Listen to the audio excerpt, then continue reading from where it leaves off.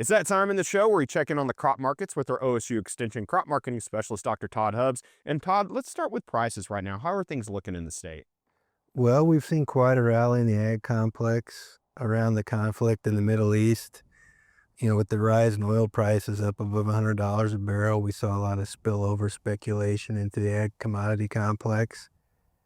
Those kind of rallies are very speculative, a lot of index fund movement, and they're very fragile and quite volatile. And we saw that on Monday of this week.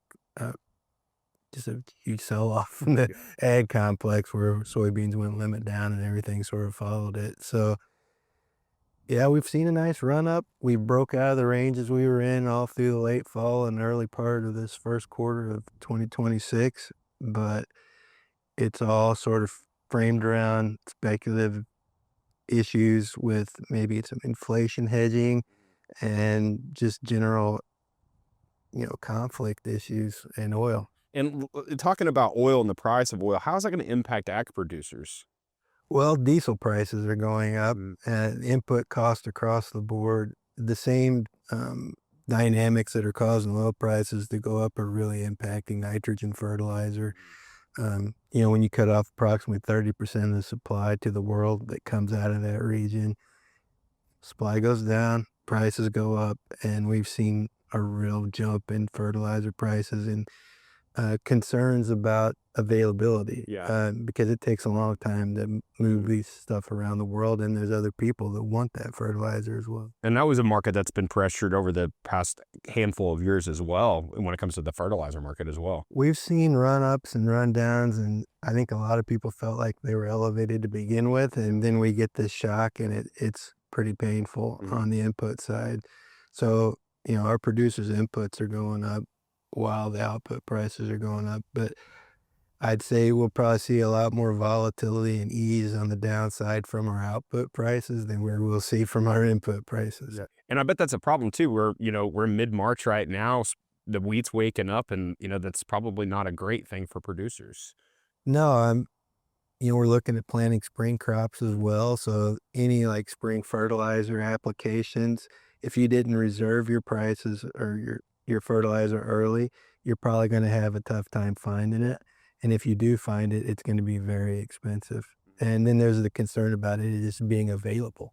And so I think we might be okay for a lot of folks, but everybody's different on a different timeline, and there's going to be issues. And you hear that talk out in the world, and it's actually coming out of Washington, D.C., which always makes me a little nervous, but there it is. So through this volatility, over the past couple of weeks, we've been asking your advice for producers, but as things keep getting more volatile, does your advice change at all? No, I mean, I get asked a lot about when should you sell, and timing of market's very difficult.